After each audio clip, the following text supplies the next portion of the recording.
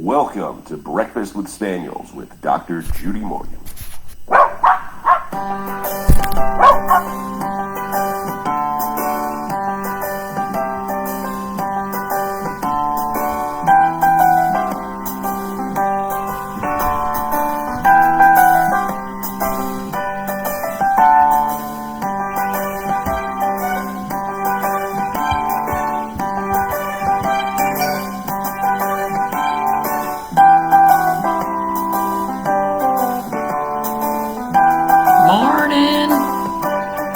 It's still morning.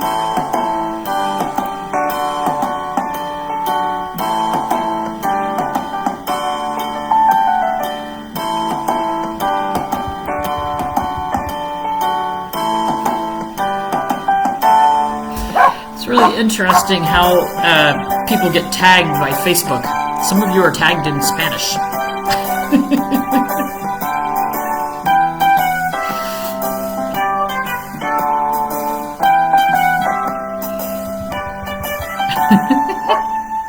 Remember, you can purchase all of Dr. Morgan's products at her website at www.drjudymorgan.com. Now it's time to sit back, relax, and enjoy the show. All right. Well, sorry, a little late start today, although for those of you on the West Coast, this might be a better thing. But had a meeting with the accountant, had to go to the bank. You know, silly things. I tried to close a business bank account yesterday and then talked to Pam, my old office manager, and said, hey, I closed the bank account today. You don't have to worry about it anymore. And she said, did you account for the check that we wrote last week to the state of New Jersey? So had to run to the bank and redeposit money and not close the account. So, you know, little things. But anyway, we just got some new treats in from Dr. Harvey's to try. They were a moving gift, and they sent me an apron that's very cute. It says, I don't cook often, but when I do, I cook for my dogs and cats or something like that, which is kind of true because I don't cook very often. I like to bake, but as far as actual cooking, I'm usually grinding pet food, and they know that. So when I'm in the kitchen, they show up. And a special shout out to Ashley from Hair Today. You know, one of the things of being a public figure, you get surprise things in the mail, and she sent me this really nice hoodie, which is great for these cold mornings out at the barn. It's really comfy. So thanks, Ashley. Really appreciate it. And now I have a new apron, and the pets tested out the new treats this morning. The cats also showed up. But somebody, when we posted that we had gotten these treats, you know, one of the first questions we get almost always with anything we post is this okay for a pet with pancreatitis, and what are the number of calories, and what's the fat percentage? Well, I can't give when I'm showing 3 different bags of treats, I can't give you a one-size-fits-all what the calories and fat percentage are, because it's going to be different depending on what's in the bag. Is it chicken hearts or ground rabbit meat or pork tenderloin, or, you know, is it a biscuit type treat? So they're all going to be different, but the packaging should have on it what the fat and protein calories are. So, and one of the things that I talk about quite often, and I get a little irritated with, is that everybody blames fat on causing pancreatitis as the only cause of pancreatitis, and it's not. It's one of many causes of pancreatitis. Pancreatitis is an inflammatory condition, and it's caused by inflammation in the body, and it's amazing how many times I have people emailing or requesting consultation because their dog has been on a prescription diet after having a bout of pancreatitis, and lo and behold, he's having another bout of pancreatitis, and they didn't change anything. Proof that being on a restricted fat diet is not enough to solve the problem. Fats are not evil. Good fats are good for the body, and our body, as well as our pet's body, needs fats to survive. You cannot keep your pet on a very restricted fat diet and expect them to thrive and do well. The same goes for protein. I get very irritated with all of the information that says that pets with any kind of kidney disease or, even stage 1, they have one lab value that's a little out of whack, and all of a sudden the doctors are wanting to restrict the protein content in the diet for these pets to something that is not healthy for longevity. And if we start restricting protein too early, we end up with muscle wasting. We end up with very weak animals that don't have enough muscle to support their joints and support their mobility. So fats are very important in the diet. Protein is very important in the diet. But what we want is high quality, and particularly when we get into late stage disease, or we have animals that have had problems with chronic inflammation or problems with kidney disease, problems with pancreatitis, the quality of the protein and fat that you are feeding them becomes so much more important even than what we're feeding our young healthy animals. But if we want them to stay healthy and we want them to act young, then it's imperative, really, that we feed them high quality proteins and high quality fats. What is a high quality fat? A raw fat, a fat that has not been oxidized, a fat that has not been processed, a fat that has not been cooked.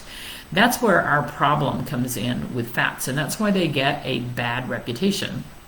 So cooked fats undergo something called oxidation. Oxidation's a bad thing, and they become rancid. So if you are storing your pet food that's been sprayed with fats, i.e. dry kibble, in high heat or in sunlight, or the bag is open to the air, it is oxidizing. All those fats are oxidizing, and that contributes to pancreatitis and inflammation. If you are using oils that you're storing in high heat, or they're sitting on your windowsill with the sunlight coming in on the bottle, they are oxidizing. Every time you open a bottle, it is oxidizing. So if you are using liquid oils, liquid flaxseed oil, fish oil, and it's a bottle where you take the cap off and pour it into the food, every time you take the cap off, you are exposing that oil to air and more oxidation and more chance of becoming rancid, and that is what's going to contribute to inflammation and things like pancreatitis. That's why the fish oils that we like to use ones that come in a pump bottle that is not plastic, and we also like encapsulated oils. So pretty important how you store and utilize those. So when we talk about the calories that come from proteins, fats, and carbohydrates, and I get emails quite commonly, how do I get my pet to lose weight, or how do I get my pet to gain weight? So when you look at calories, carbohydrates and proteins, every gram of a carbohydrate or a protein has 1 calorie. A gram of fat has 2.5 calories. So for instance, in these pets with chronic kidney disease or advanced kidney disease, if you are going to restrict the protein calories, where are you going to get the calories to keep the weight on that pet? You're either going to have to get them from increased fat consumption or increased carbohydrate consumption. And there's not a one-size-fits-all answer on that, but a lot of times with my pets that we do have to, or my patients where we do have to start restricting protein, which, believe me, I don't do until late-stage disease, then we're going to increase generally the fat calories, because those are utilized very well, and that's where we look at keto diets. Keto diets are very high fat, but if you're feeding a high fat keto diet, it must be raw fats. If you feed a high fat cooked fat diet, you run the risk of pancreatitis, particularly in these animals with chronic inflammatory diseases running around in their body anyway. So when you are looking at trying to have your pet lose weight, then maybe we want to decrease those fat calories, maybe increase the non-starchy carbs. So things like fibrous plant material, the dark leafy greens.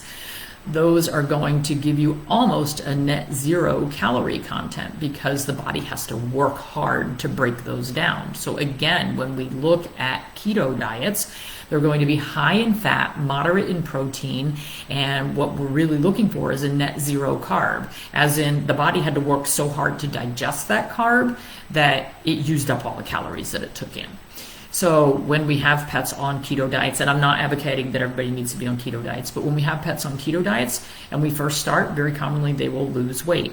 When we take pets off dry kibble, so for instance, if you have a pet who needs to lose weight, take them off their high carb, high, sprayed fat diet and put them on something that is, a raw diet, a freeze-dried diet, a gently cooked diet that has very minimal starchy carbs, has moderate fats and high-quality proteins. Your pet will almost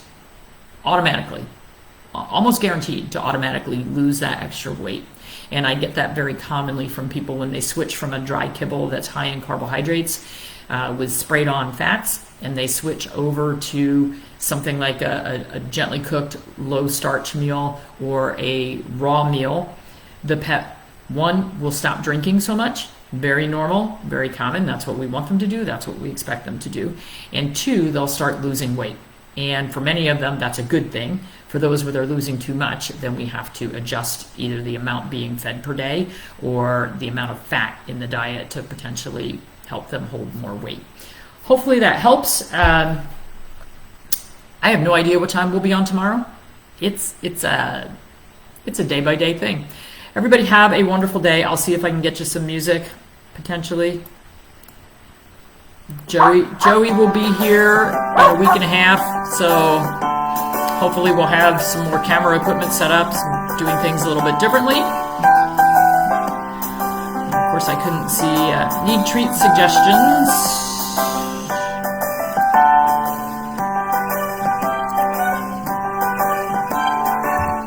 There you go.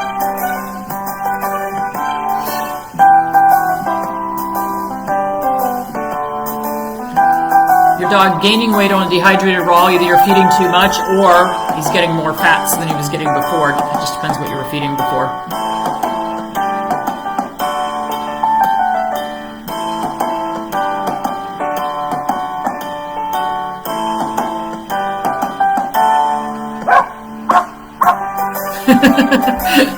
Sharon, I like what you know now makes you cringe at the advice you followed.